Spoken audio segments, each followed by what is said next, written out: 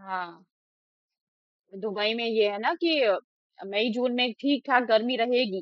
वहां तो ऑलमोस्ट गर्मी रहती ही है। लेकिन जुलाई अगस्त तक आते हुए बहुत बुरी गर्मी पड़ने लगती है, तो वहां पे बंद करते हैं, और यहाँ पर मई जून में बंद कर देते हैं। तो समर वेकेशन बड़ा मिसमैच रहता है इंडिया और दुबई का। चलो, हम लोगों को ये पढ़ना है।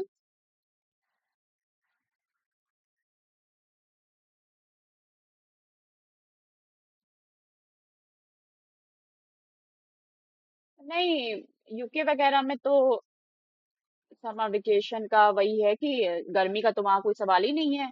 नॉर्मल मौसम रहेगा। लेकिन हाँ, जब जैसे कि दिसंबर या ये अक्टूबर सितंबर से अक्टूबर, बहुत गर्मी तो नहीं है, ठीक ठाक, night and non finite.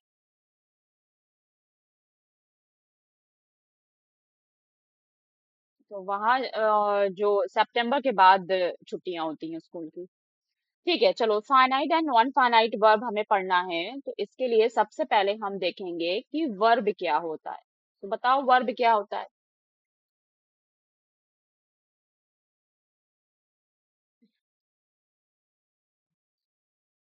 Verb is a word, it's a part of speech which describe an action.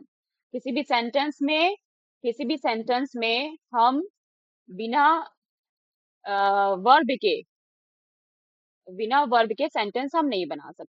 तो पार्ट फर्स्ट में, पार्ट वन कह दो इसको। तो पार्ट वन में सबसे पहले आपका यही पूछा जाएगा कि व्हाट इज वर्ब।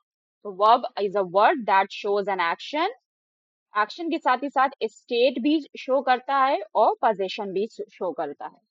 तो क्या है वर्ब? इसको तुम अपने क्वेश्चन फॉर्म में लिखना, ठीक है? क्वेश्चन व्हाट इज वर्ब करके हम सिर्फ लिख रहे हैं ऐसे, verb is a word that shows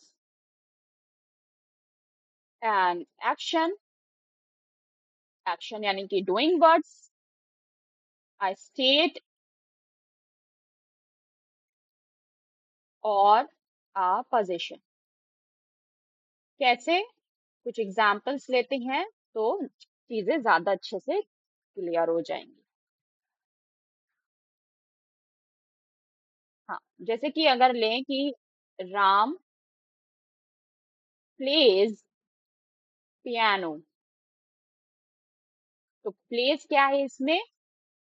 verb है, नॉर्मल वर्ब है, एक्शन। कैसा होगा? एक्शन होगा। ठीक है। दूसरा क्या लिख सकते हैं? क्या बोला तुमने? शी का क्या बोला? शी इज रनिंग, वही बात हो गई। She is running. ठीक है।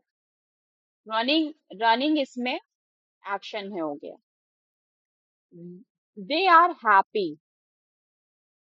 दे आर हैप्पी। तो अभी इसमें क्या है? आर तो इसमें हेल्पिंग वर्ब है, लेकिन ये क्या हमें बता रही है कि वो हैप्पी है, ये एक स्टेट बता रही है। तो ये एक स्टेट हो गया। और अगर ऐसे लें कि आई हैव बाइसिकल, तो ये एक पोजीशन हो गया। हैव एक हेल्पिंग वर्ब तो है, हेल्पिंग वर्ब की तरफ तो काम कर ही रही है, साथ ही साथ क्या बता रही है यहाँ पे?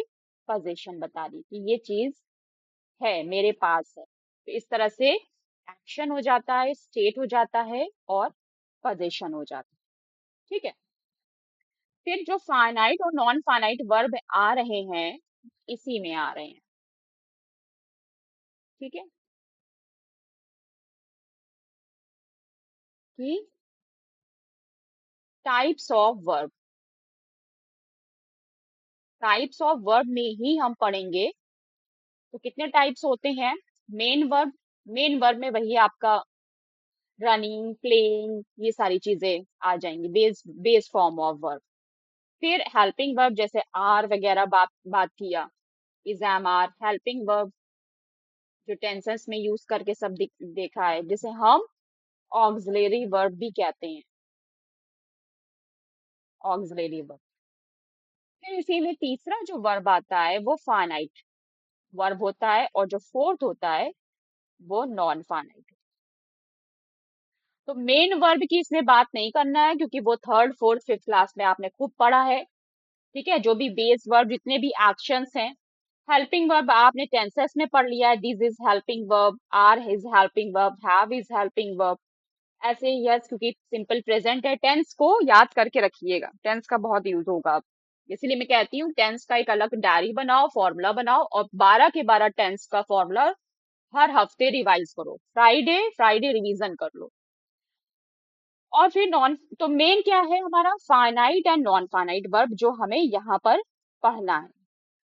ठीक है, तो हम स्टार्ट करेंगे फाइनाइट वर्ब से।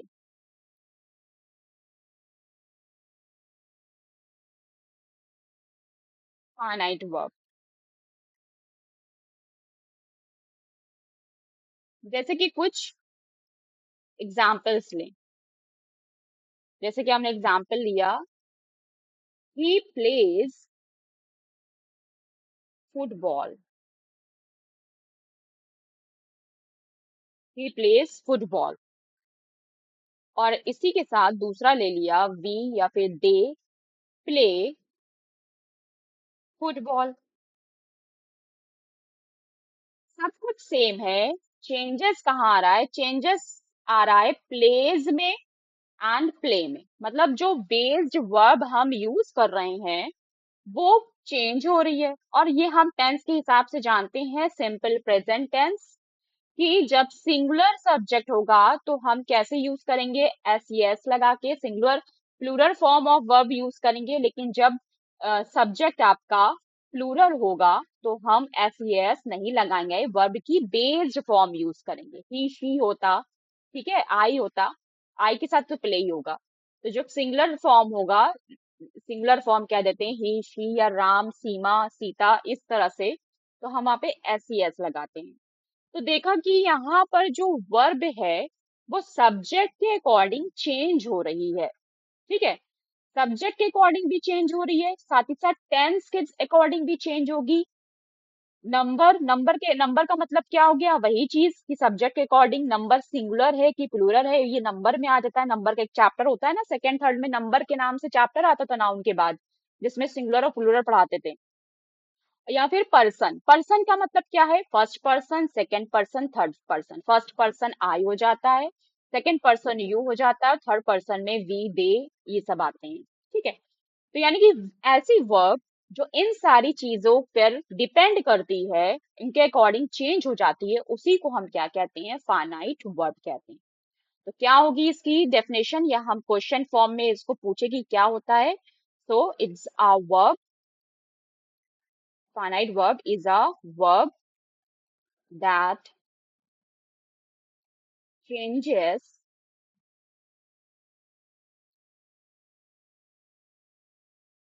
according to the subject, tense, number और person। ठीक है, पर्सन क्या होता है अभी बताया तुमको, नंबर सिंगुलर प्लूरल, टेंस जानती हो तुम, और सब्जेक्ट अभी देखा कि ही शी के हिसाब से चेंज हो रहा है। इस ये तो होता है क्वेश्चन पूछे, इसकी डेफिनेशन क्या होती है। अगर डेफिनेशन पूछ लें तो क्या लिखोगी, क्या finite verb agrees with the subject and shows the time of action। finite verb हमें क्या बताएगा कि सब्जेक्ट के साथ उसका एग्रीमेंट होगा। अब सब्जेक्ट कुछ भी हो सकता है, सब्जेक्ट नंबर सिंगुलर प्लूरल भी हो सकता है, पर्सन के अकॉर्डिंग आई यू वी दे कुछ भी हो सकता है। तो डेफिनेशन इसकी हो जाएगी, a finite verb agrees, a finite verb agrees with the subject and shows the time of action. Time of action यानी कि वो वर्ब कब हो रही है इसका पता लगाता है। ओके, सो जैसे कि एक एग्जांपल हमने यही देख लिया कि प्लेज प्लेस दोनों ही सेम चीज है, लेकिन किस तरह से चेंज हो रही है। तो यहाँ पे ये किस तरह से चेंज हो रही है, ये ये क्या किसकी वजह से चेंज हो रही है, he plays he place, they place, यहाँ पे चेंज हो रहा है अकॉर्डिंग टू, जो चेंज है, चेंज अकॉर्डिंग, ये अकॉर्डिंग का साइन समझ लो, अकॉर्डिंग टू सब्जेक्ट, सब्जेक्ट के अकॉर्डिंग चेंज हो रही है। ये फर्स्ट एग्जाम्पल, एग्जाम्पल वन कह दो इसको। एग्जाम्पल टू,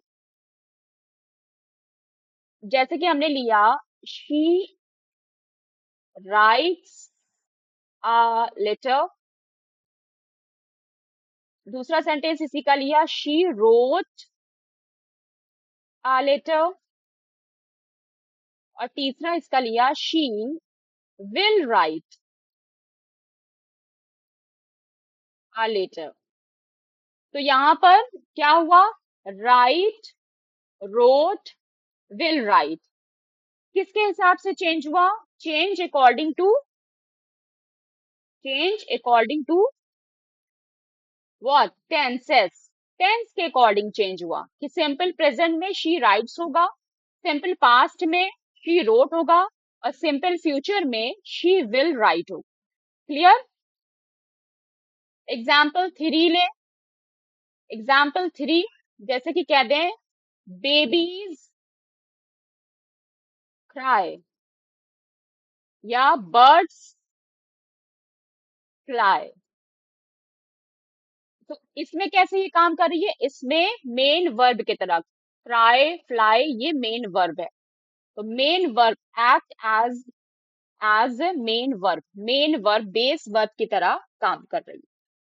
तो यानी कि फाइनाइट वर्ब का फॉर्मूला अगर देखें, तो फाइनाइट वर्ब का फॉर्मूला क्या होगा, कि सब्जेक्ट के जस्ट बाद आएगी, subject plus finite verb plus object.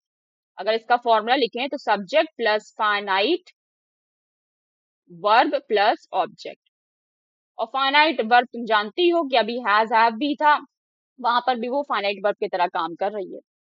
तो क्वेश्चन में पहचानेंगे कैसे, सेंटेंस में हमको जब पहचानने की बात आएगी, तो how can we recognise, how to identify a finite verb. ठीक है, क्वेश्चन है कि how to identify, identify finite verb, finite verb को कैसे आइडेंटिफाई करेंगे। तो सबसे पहला जो क्वेश्चन है, क्वेश्चन नंबर वन, उससे ये पूछो कि who is doing the action, who is doing the action. Of course हमेशा डूइंग एक्शन कौन करता है, एक्शन कौन करता है, सब्जेक्ट करता है। दूसरा सवाल ये पूछो कि when is the action happening, कब हुआ है, when is the action happening, कब हुआ है, कब हो रहा है एक्शन, यानी कि सिंपल किस टेंस में है, ये टेंस की जानकारी देगा।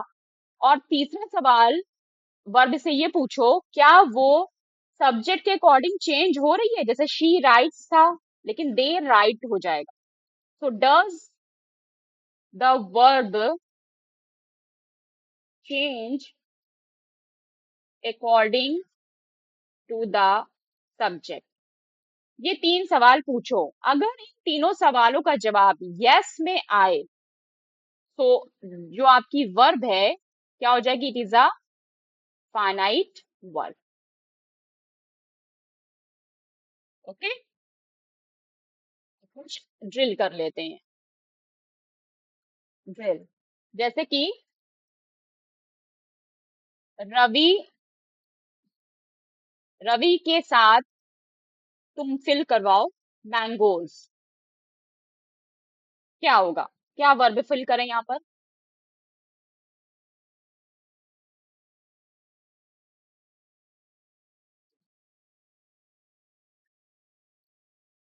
सिंपल प्रेजेंट में बना लेते हैं, रवि इज ईटिंग, भी Ravi eats mango, Ravi eats mango. पूछो who is doing action, subject is doing action. अगर रवि की जगह रवि एंड रमन होता, रवि एंड रमन, तब फिर हाँ, तब फिर ईट आर, तब फिर सिंपल प्रेजेंट में बनाओ, तब फिर ईट क्या हो जाता, ईट क्या हो जाता, सिर्फ ईट हो जाता, ईट मैंगोज। तो क्या, what is the action happening, हाँ सिंपल प्रेजेंट में हो रहा है, when is the action happening. और does the verb change with the according to the subject, हाँ, जब रवि था तो ईट्स था, जब रवि एंड रमन हो गया तो ईट हो गया। जब जब सिंगुलर था, ये वर्ब आपका सिंगुलर था तो ईट्स था, लेकिन जब प्लूरल हुआ, रवि एंड रमन हो गया, तो क्या हो गया? ईट हो गया। तो ईट्स एंड ईट्स क्या है? दोनों ही क्या है? फाइनाइट वर्ब है। फाइनाइट वर्ब, फाइनाइट वर्ब है। और देखो दूसरा, I am happy. I am happy. So which is finite verb? Underline the finite verb. I am happy.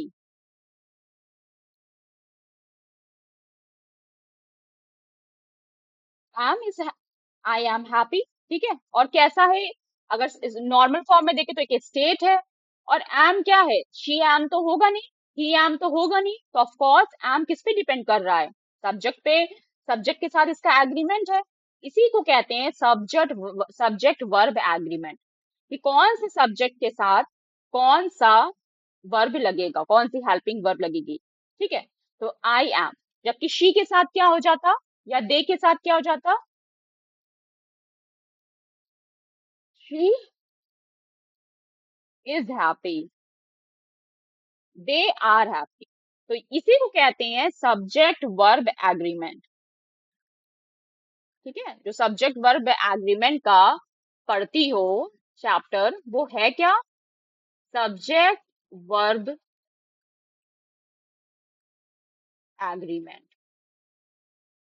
कि कौन से सब्जेक्ट के साथ कैसी वर्ब लगेगी। जैसे कि he runs fast, he runs fast. ठीक है। या फिर शी सिंग्स लाउडली या ब्यूटीफुली।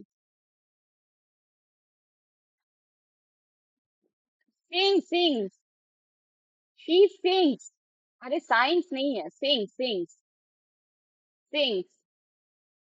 She sings beautifully. तो लेकिन इसी को हम ही रन्स फास्ट को कह दे, दे बना दे, तो क्या हो जाएगा? They run fast. अगर शी को वी बना दे तो वी सिंग हो जाएगा, वी सिंग ब्यूटीफुली या वेल, जो भी। तो किस तरह से रन कैसे चेंज हो गया, रन चेंज हो गया, रन्स चेंज हो गया रन में, सिंग्स चेंज हो गया सिंग में। तो यानी कि ये क्या है? सब्जेक्ट वर्ब एग्रीमेंट, कि किस तरह से वर्ब चेंज होगी। ठीक है। फिर टेंसेस में कैसे चेंज होती है, ये हमने अभी देखा ही। टेंसेस में she writes a letter, she wrote a letter, and she will write a letter. तो अगर फाइनाइट वर्ब को टेंस के साथ जोड़ के देखें, finite verb and tense, finite verb को अगर टेंस के साथ जोड़ के देखें, जैसे कि कह दे कि वो स्कूल गया, वो स्कूल जाता है, तो क्या होगी इसकी इंग्लिश? वो स्कूल जाता है। He goes to school, SCHOOL, he goes to school. ये कौन सा टेंस है? सिंपल।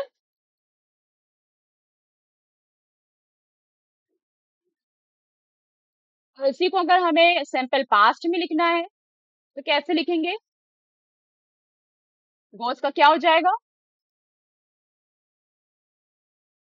गोज का सेकेंड फॉर्म, सिंपल पास्ट में वर्ब की सेकेंड फॉर्म यूज करते हैं। सो ही वेंट टू स्कूल। तो क्या ये टेंस के हिसाब से चेंज हो रही है? अभी सब्जेक्ट सेम है, ही की जगह दे नहीं किया, शी नहीं किया, ही का ही है।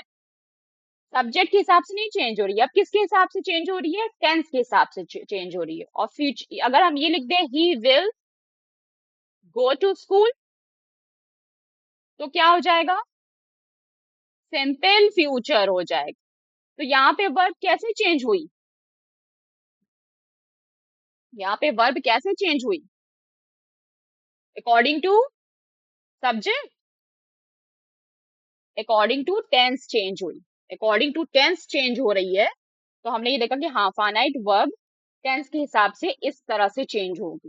अभी ऊपर प्रीवियसली लिया भी एग्जांपल, शी राइट्स, शी रोट्स वाला। ठीक है। फिर पर्सन की बात आई थी कि सब्जेक्ट पर्सन कैसे हो सकता है। यानी कि फाइनाइट वर्ब एंड पर्सन। तो आई एम का जो अभी बताया था, जैसे कि आई टीच,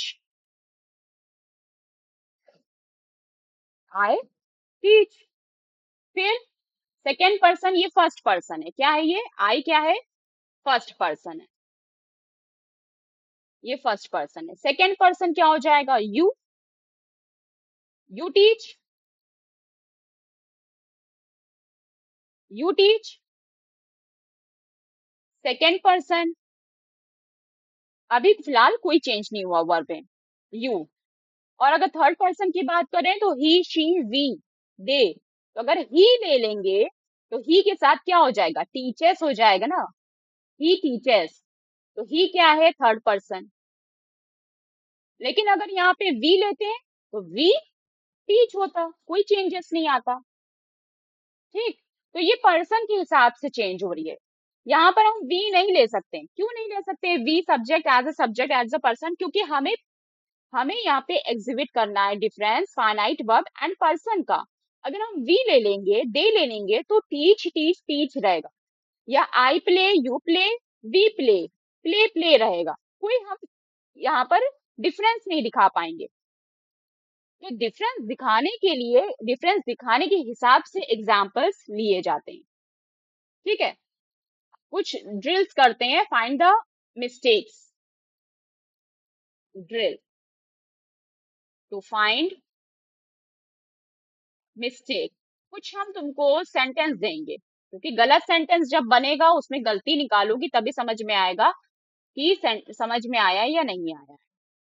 जैसे कि फर्स्ट क्वेश्चन मैंने तुमको दिया कि ही, अभी अभी जितना पढ़ाया है उसी से रिलेटेड क्वेश्चन पूछ रहे हैं, ही गो टू स्कूल। देखो अभी बोल, अभी कुछ मत बोलना, अभी कुछ मत बोलना। जो भी आपकी मिस्टेक्स है वो आप एक कॉपी में लिख लीजिए। बस आप आंसर लिखिए, क्वेश्चन उतारने की आपको जरूरत नहीं है। जो करेक्ट सेंटेंस आपका होगा वो आप कॉपी में लिखते जाइए।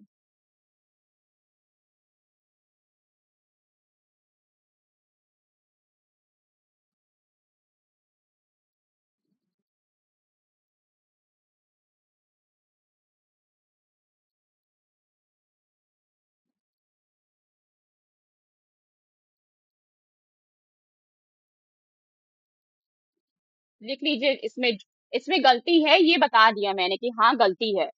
तो गलती क्या है उसको रिकॉग्नाइज कर लीजिए, अंडरलाइन कर लीजिए, और करेक्ट सेंटेंस क्या होगा ये आप देख लीजिए।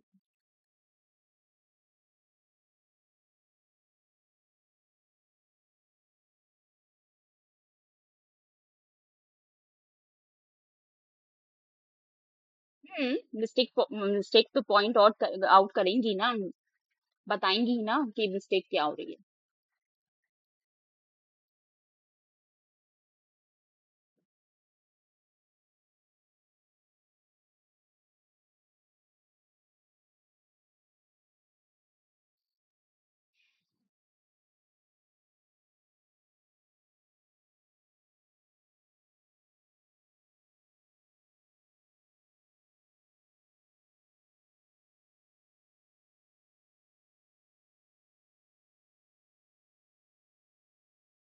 चलिए बताइए फर्स्ट सेंटेंस करेक्टली क्या होगा।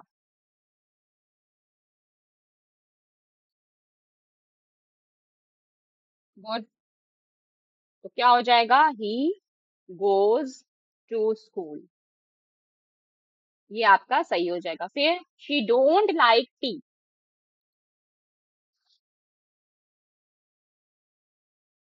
शी डजंट, शी डज लगता है, डू ई एस लग के लगता है, तो she does not like T. हाँ डजंट भी ठीक है, मैंने प्रिसाइजली अलग करके इसलिए लिख दिया कि आपको समझ में आ जाए, और डजंट भी लिख सकती हैं आप।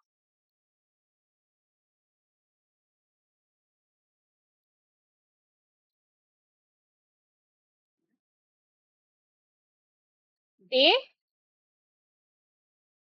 गो होम, तो ये सही है। ठीक है।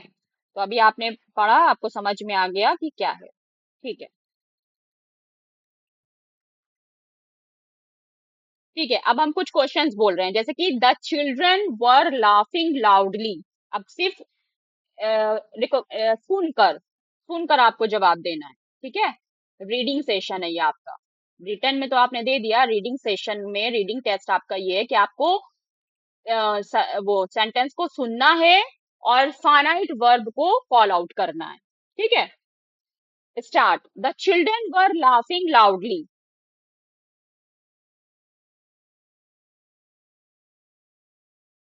The children were laughing loudly. बताइए, फाइनाइट वर्ब इसमें क्या है? The children were laughing loudly. The children were laughing loudly में सिर्फ वर्ग ही क्यों है? वर्ग तो आपको फाइनाइट वर्ब ढूंढना है। अभी आपने देखा ऊपर कि आपकी फाइनाइट वर्ब विल गो थी। सिर्फ गो नहीं थी, सिर्फ विल नहीं थी, विल गो थी, पूरी पूरी थी। तो the children were laughing loudly में फाइनाइट वर्ब पूरा है, वर लाफिंग, वर लाफिंग। हाँ। My father, second sentence next. My father drives carefully.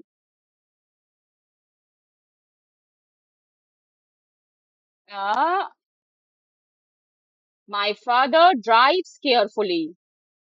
My father तो सब्जेक्ट है, मैंने फाइनाइट वर्ब पूछा है। My father drives carefully. Drives finite verb है, माई फादर तो सब्जेक्ट है। अरे क्यों कंफ्यूज हो रही हो? फाइनाइट वर्ब है, केयरफुली तो एडवर्ब हो गया। My father drives carefully. आपको फाइनाइट वर्ब ढूंढना है, तो ड्राइव है फाइनाइट वर्ब, क्योंकि माई फादर की वजह से वो चेंज हो रही है। माई फादर तो सब्जेक्ट है और केयरफुली तो भाई एडवर्ब है। आपको फाइनाइट वर्ब ढूंढना है। चलिए लास्ट सेंटेंस में बोल रही हूँ, इसमें गलती नहीं होनी चाहिए, एक बार में बताना है आपको, फाइनाइट वर्ब कॉल आउट करना है। The sun rises in the east. The sun rises in the east. Rises, ठीक। इस सेंटेंस को मैं लिख देती हूँ। The sun rises in the east. छोटे क्लासेस में जब गुड मॉर्निंग का ऐसे लिखवाया जाता है, the sun rises from east, ये पढ़ाया जाता था। तो फ्रॉम नहीं होगा। ऐसा नहीं है कि सन किसी डिब्बे से निकल रहा है, ईस्ट कोई डिब्बा है, कोई बॉक्स है, उससे निकल रहा है, नहीं भाई।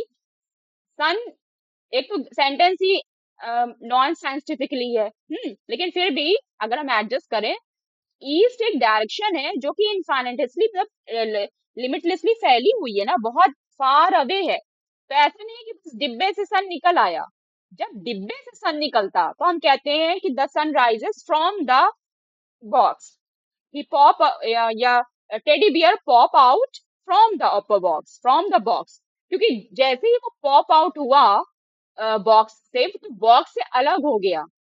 जैसे कि अपादान कारक होता है हिंदी में, तो जब बॉक्स से अलग हो गया ना, उस स्कूल से तुम घर आ गई, कम बैक फ्रॉम स्कूल, तो वहां पर अब क्या हुआ, सब्जेक्ट और जो ऑब्जेक्ट था वो अलग अलग हो गए, सेपरेट हो गए, तब हम वहां पे फ्रॉम लगाते हैं।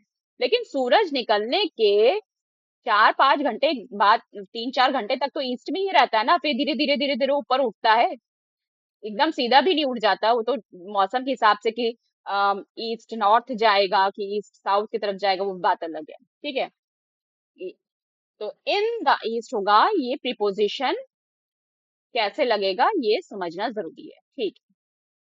अब उसके बाद, अभी तक आपको कोई क्वेश्चन, जितना पढ़ा आपने उसमें कोई क्वेश्चन, कोई डाउट कहीं पर? अच्छा चलो एक और बताओ। The students completed the project yesterday. The students completed the project yesterday. Completed क्या है? फाइनाइट वर्ब है, ठीक है।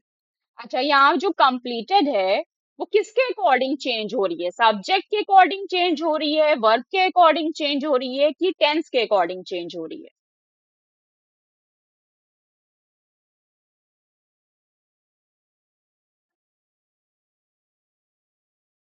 The students completed the project yesterday में completed फाइनाइट वर्ब है, ये किस पे डिपेंड कर रही है?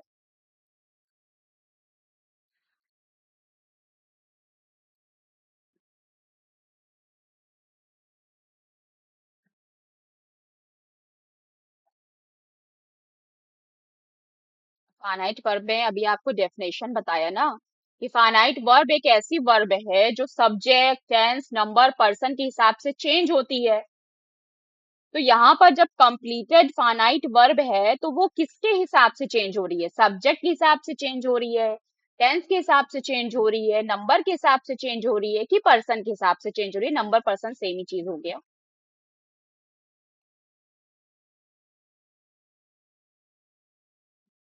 नहीं समझ में आ रहा है?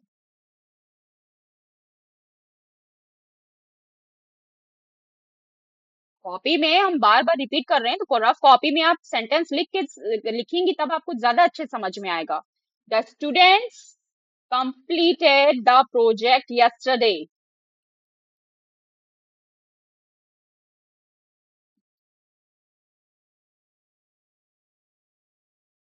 yesterday।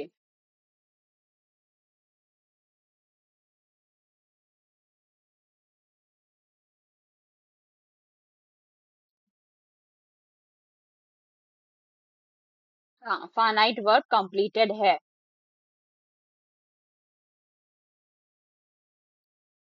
मैं ये पूछ रही हूँ, ये डिपेंड किस पे कर रही है, किसके अकॉर्डिंग चेंज हो रही है?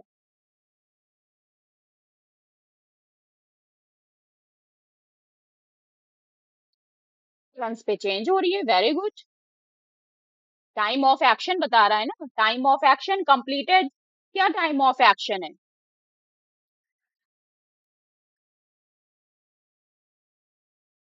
हाँ, टाइम ऑफ एक्शन पास्ट का है। तो अगर इसी में अगर हम ही लगाते हैं तो रेस्ट ऑफ द सेंटेंस क्या होता? ही, शी, राम, सीता, सीमा, कुछ भी लगाते तो रेस्ट ऑफ द सेंटेंस क्या बनता?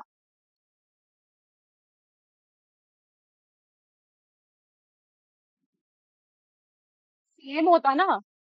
लेकिन अगर हम, ठीक है, द प्रोजेक्ट यस्टरडे, लेकिन यहाँ पर द स्टूडेंट्स ही रखे हम, ठीक है, तीन सेंटेंस से बन गया, द स्टूडेंट्स। अब यहाँ पे क्या आएगा? The project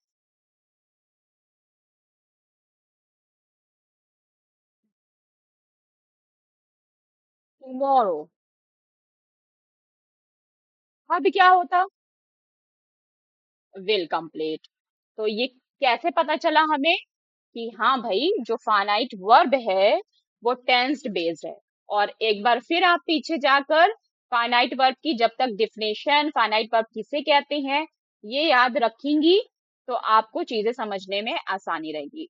finite verb is a verb that changes according to the subject, tense, number और पर्सन। डेफिनेशन क्या है? A finite verb agrees with, agrees का मतलब है होता है कि कैसे चेंज हो रहा है। अगर कोई एक ए पर्सन बी पर्सन से एग्री है, ठीक है, किसी, तो एग्री का मतलब ये होता है कि वो किसी कंडीशंस पे उससे एग्री है, अगर वो कंडीशंस बदलेंगी तो उसका एग्रीमेंट भी बदल जाएगा। Finite verb agrees with the subject and shows the time of action। तो आपने यहाँ देखा कि सब्जेक्ट के साथ तो चेंज होता ही है, और टाइम ऑफ एक्शन बताता है। टाइम ऑफ एक्शन किस तरह से बताता है कि पास्ट टेंस में था तो कंप्लीटेड। फिर अगर हमने सब्जेक्ट चेंज किया तो सब्जेक्ट के चेंज करने के बावजूद भी वो चेंज नहीं हुआ, क्योंकि टाइम ऑफ एक्शन बता रहा था, वहां पे अकॉर्डिंग टू टेंस चेंज हो रहा था। तो आपने तीनों पार्ट में देख लिया कि सब्जेक्ट के अकॉर्डिंग कैसे चेंज होगा, मेन वर्ब के अकॉर्डिंग कैसे, वर्ब सब्जेक्ट एग्रीमेंट देख लिया कैसे चेंज होगा, और टेंस के अकॉर्डिंग कैसे चेंज होगा, और पर्सन के अकॉर्डिंग यानी कि नंबर के अकॉर्डिंग कैसे चेंज होगा। क्लियर? अब कोई डाउट है? नहीं। अब आपके लिए ये है शीट। आपको ये शीट सॉल्व करना है। ठीक है, शीट तो सॉल्व करना ही है, लेकिन शीट सॉल्व करने से पहले जितना भी आपको बताया गया है ये नोट्स में, वो सब आपको क्या करना है, लिखना है। जो जितने भी क्वेश्चंस बताए हैं, पढ़े हैं आपने, वो सारे क्वेश्चंस आपको राइट करने हैं। ठीक है, जैसे finite verb practice question topic 1 से रिलेटेड है, यानी कि आइडेंटिफाई द फाइनाइट वर्ब। इसमें आपको फाइनाइट वर्ब निकालना है। तो बस आप आइडेंटिफाई द, आप चाहिए तो इसको स्क्रीनशॉट लेकर प्रिंट आउट निकाल कर उसमें कर लीजिए। Practice question: write whether the underlined verb is finite or non-finite. Writes, played, am, will, visit, bark. ये finite है कि not finite है? ठीक है, अभी not finite पढ़ा नहीं है, लेकिन अगर finite है या नहीं, तो तुम बस इतना बताना कि finite है, और नहीं है finite तो बस लिख देना कि नहीं, finite नहीं है, और कुछ और भी हो सकती है, क्योंकि अभी non finite पढ़ाया नहीं है। आइडेंटिफाई द फाइनाइट वर्ब, उसमें आपको फाइनाइट वर्ब निकालना है। फिल इन द ब्लैंक्स करना है। ठीक है, अब आपको समझना है स्पीक होगा कि स्पीक्स होगा। तो स्पीक और स्पीक्स नंबर पे डिपेंड करता है। प्ले होगा कि प्लेड होगा, ये टेंस पे डिपेंड करता है। इज राइटिंग और राइट्स, ये भी टेंस पे डिपेंड करता है। विल विजिट और विजिटेड, ये टेंस पे डिपेंड करता है। ड्रिंक ड्रिंक्स, ये सिंपल प्रेजेंट में नंबर पर डिपेंड करता है। तो यानी कि जो फिल इन द ब्लैंक्स है वो नंबर टेंस के अकॉर्डिंग है। और आंसर की दी है, लेकिन आंसर की छुपा कर पहले करना, ईमानदारी से पहले खुद से। क्विक रिवीजन है अगर आपको रिवीजन करना। ठीक है, तो इतना होमवर्क आप सबमिट करिए। उसके बाद हम क्या देखेंगे, नॉन फाइनाइट वर्ब देखेंगे। Any doubt, any question?